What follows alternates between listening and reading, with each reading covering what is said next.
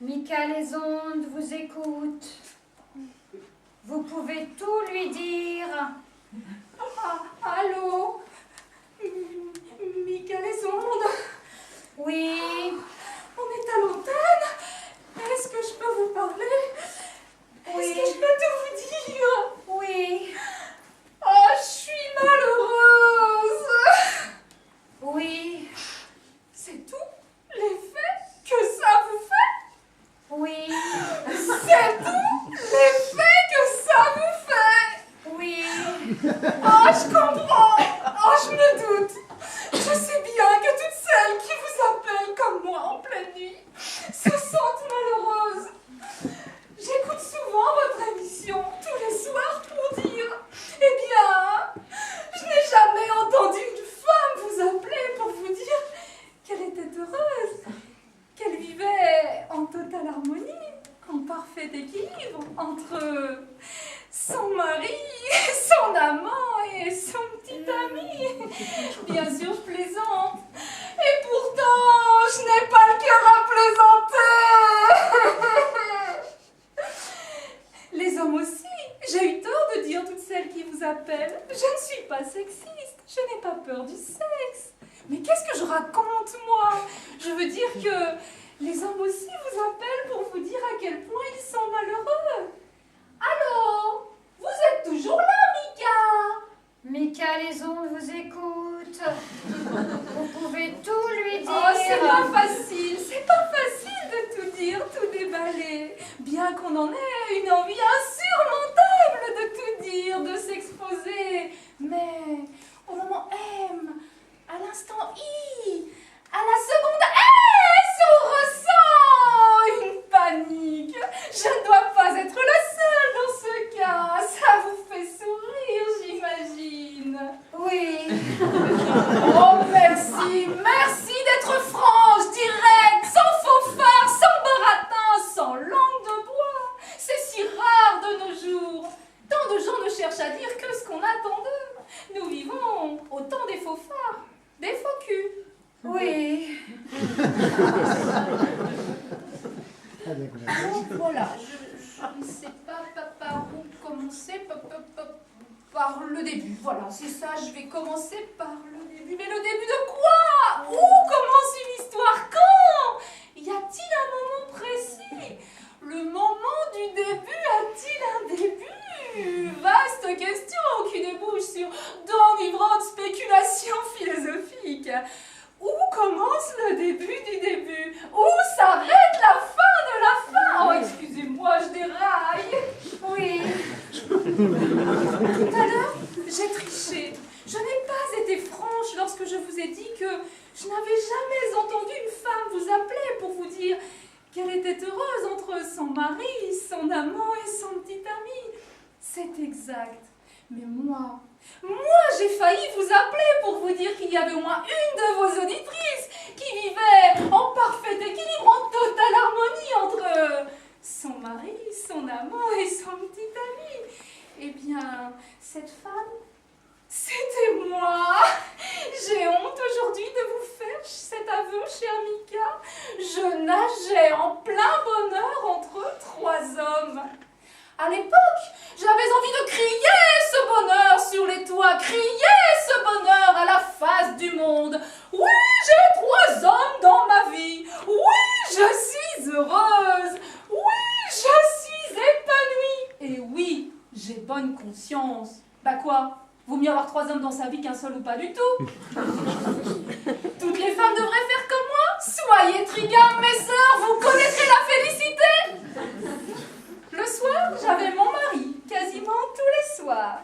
4 après-midi par semaine, mon amant. 2 matins par semaine, mon petit ami. Trouvez-vous que je sois condamnable? Que je sois méprisable? Que je sois amorale? Dites, Mika! Mika, les ondes vous écoutent. Vous pouvez tout lui dire.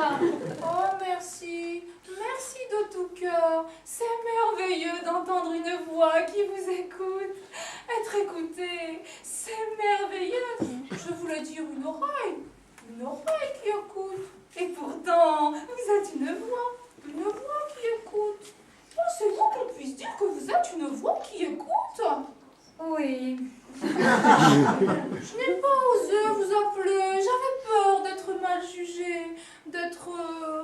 trait du doigt, si j'ose dire.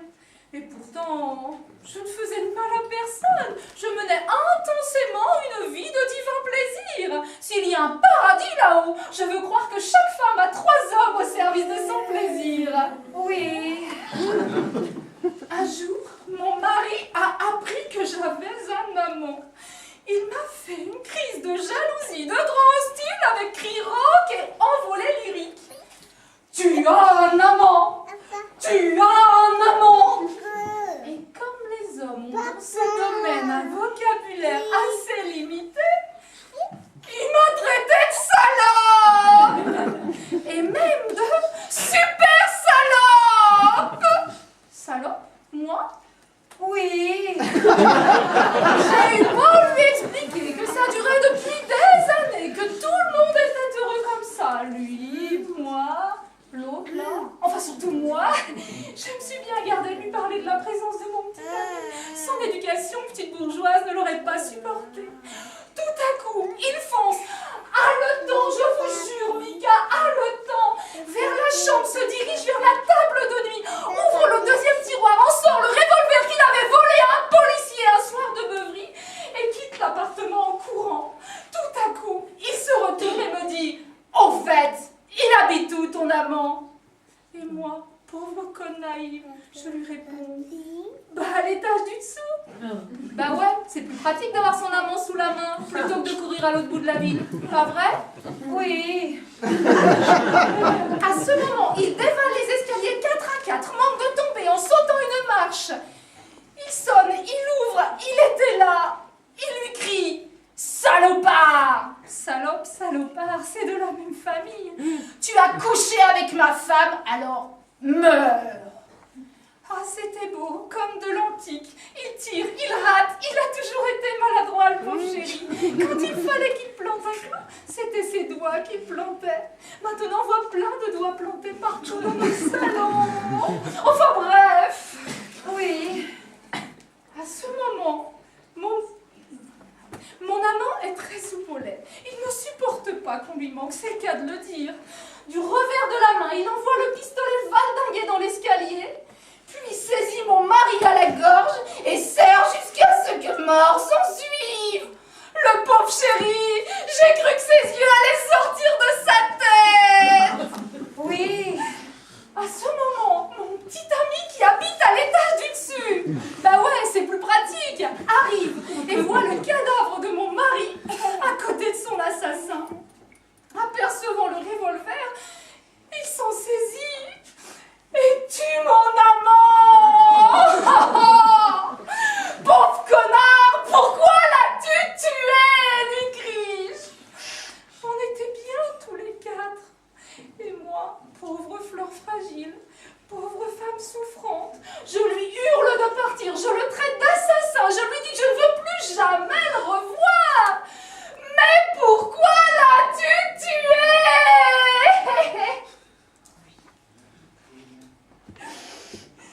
Je sais qu'ils étaient d'excellents amis et qu'ils jouaient souvent tard au pickpocket dans la nuit. Je pique une crise de nerfs et vocifère d'une voix déchirée. Dégage, faut le temps abruti! Alors lui, désespéré devant tant de malheurs accumulés, appuie le revolver sur sa tempe et se tue. Voilà comment s'est terminée cette merveilleuse histoire d'amour. Vous me croyez, dites Mika? Vous me croyez si je vous dis que je n'y suis pour rien? Que je ne suis qu'une pauvre victime de la fatalité? Aux policiers, j'ai préféré leur dire que je ne connaissais pas les 2 messieurs qui gisaient morts à côté de mon mari. Que j'avais dû juste les apercevoir dans l'escalier. Voilà, je vous ai tout dit. Mika, les ondes vous écoutent. Vous pouvez tout lui dire. Oh Mika, Mika, Mika, Mika, je ne peux plus vivre ici. Je ne peux plus vivre ainsi. Rechercher à nouveau 3 hommes permanents dans ma vie. Mais je n'en ai pas la force. Me dévergonder, coucher avec tout le monde, jeter ma petite culotte par-dessus les moulins. Ou alors, me prostituer, coucher avec tout le monde, mais à titre onéreux. Oh non. Ou alors, à condition qu'il ne me déplaise pas trop. Mais j'aime trop le plaisir pour le monnayer. Oh, par moments, Mika, par moments, j'ai envie de mourir, d'abandonner. Je ne peux plus supporter ce qui est devenu ma vie. Une envie de mourir. Oh, Mika, ma conseillère, vous dont j'attends les oracles, que me conseillez-vous? Me dévergonder? Oui, Me prostituer? oui, Me suicider? oui, Les trois à la fois? oui, Oh, mais dans quel ordre?